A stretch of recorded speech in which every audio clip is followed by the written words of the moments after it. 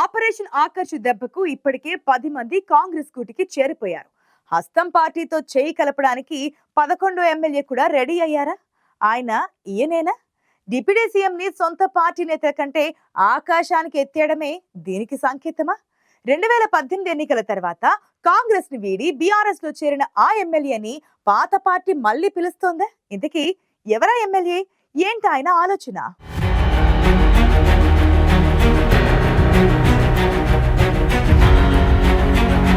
Assembly ఎన్నికల తర్వాత Congress party ఆకర్షి దెబ్బకు బీఆర్ఎస్ ఎమ్మెల్యేలు కారు దిగి చేతిలో చెయ్యి వేస్తున్నారు. ఇప్పుడు వారి సరసన చేరడానికి ఆదిలాబాద్ జిల్లా ఎమ్మెల్యే కాంగ్రెస్ పెద్దలను ప్రసన్నం చేసుకుంటున్నారనే టాక్ గత కొద్ది రోజులుగా బలంగా వినిపిస్తోంది. బోధ్ నియోజకవర్గంలోని పిప్రి గ్రామంలో కొన్నాళ్ల క్రితం ఏర్పాటు చేసిన డిప్యూటీ సీఎం భట్టి విక్రమార్క సభలో ఆయన్ని పొగడ్తలతో ఆకాశానికి ఎత్తేయడంతో మ్యాటర్ అర్థమైపోతుందని రాజకీయ విశ్లేషకులు అంటున్నారు. ఇంతకీ ఆయన ఎవరో కాదు, బోధ్ ఎమ్మెల్యే అనిల్ జాదవ్. 2009-2014 ఎన్నికల్లో కాంగ్రెస్ పార్టీ అభ్యర్థిగా పోటీ చేసి ఓడిపోయారు అనిల్ జాదవ్. 2018 ఎన్నికల్లో మరోసారి పోటీకి సిద్ధమైన కాంగ్రెస్ పార్టీ టికెట్ ఇవ్వకపోవడంతో ఇండిపెండెంట్ గా బరిలోకి దిగారు.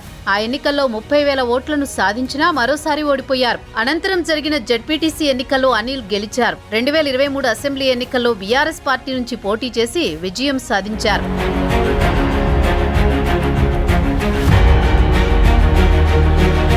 పోయినేడాది మార్చి 16న పిప్రి గ్రామం నుంచే పీపుల్స్ మార్చ్ పాదయాత్రకు శ్రీకారం చుట్టారు భట్టి విక్రమార్క. తమ ప్రభుత్వం అధికారంలోకి వస్తే పిప్రి గ్రామానికి అన్ని మౌలిక సదుపాయాలు కల్పిస్తామని, అక్కడి సమస్యలను పరిష్కరిస్తామని అప్పట్లో సీఎల్పీ నేతగా ఉన్న భట్టి అక్కడి ప్రజలకు మాట ఇచ్చారు. అప్పట్లో ఇచ్చిన మాట ప్రకారం పిప్రి గ్రామానికి వచ్చారాయన. ప్రభుత్వం తరపున అధికారిక కార్యక్రమాన్ని నిర్వహించారు. భట్టి సభకు 4 ఎమ్మెల్యేలను ఆహ్వానించారు.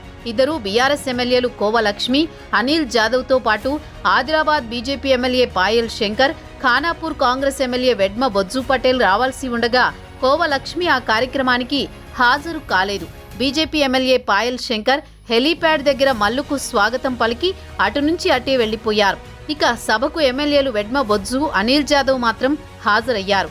భట్టి సభకు అనిల్ జాదవ్ తన అనుచర గణంతో హాజరు కావడం ఇప్పుడు చర్చకు దారితీస్తోంది.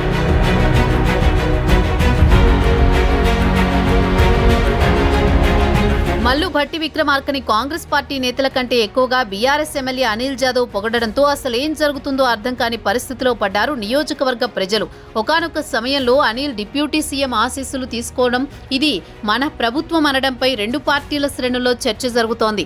అనిల్ తాను ప్రతిపక్ష పార్టీ నేతననే విషయాన్ని కాసేపు మర్చిపోయారా, లేదంటే ఇంకా తనలో కాంగ్రెస్ రక్తమే ప్రవహిస్తోందని ఈ సభ ద్వారా సంకేతాలిచ్చారా అనే చర్చకు తెరలేచింది. ఆయన భట్టిని పొగడ్తలతో ముంచెత్తడంతో కాంగ్రెస్ పార్టీ నేతలు కూడా జుట్టు పీక్కుంటున్నారట. కాంగ్రెస్ పార్టీలోని కొందరు సీనియర్ నేతలతో అనిల్ జాదవ్కు అనుబంధం ఉంది. అసెంబ్లీ ఎన్నికల తర్వాత ఒక్కొక్కరుగా బీఆర్ఎస్ ఎమ్మెల్యేలు కాంగ్రెస్తో జట్టు కట్టడంతో ఇక బోధ్ ఎమ్మెల్యే అనిల్ కూడా అధికార పార్టీ గూటికి చేరతారనే గుసగుసలు వినిపిస్తున్నాయి.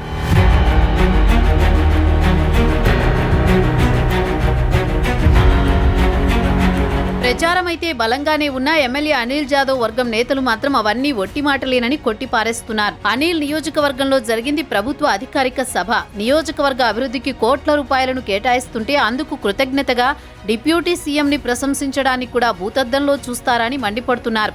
ఈ సభలో బోధ్ సమస్యలను బట్టి దృష్టికి తీసుకువెళ్లగా ఆయన సానుకూలంగా స్పందించారు. బోధ్ అభివృద్ధికి కట్టుబడి ఉన్నానని, తెలంగాణలో ఆదిలాబాద్ని అన్ని జిల్లాల కంటే అభివృద్ధిలో ముందు వరుసలో ఉంచుతామని భట్టి చెప్పడంపై చర్చోపచర్చలు జరుగుతున్నాయి. కుఫ్టీ ప్రాజెక్టు దగ్గర లిఫ్ట్ ఇరిగేషన్ కావాలని అనిల్ అడగడం, డిప్యూటీ సీఎం భట్టి వెంటనే ఓకే చెప్పడంతో మరింత ఆసక్తికర చర్చకు దారితీస్తోంది.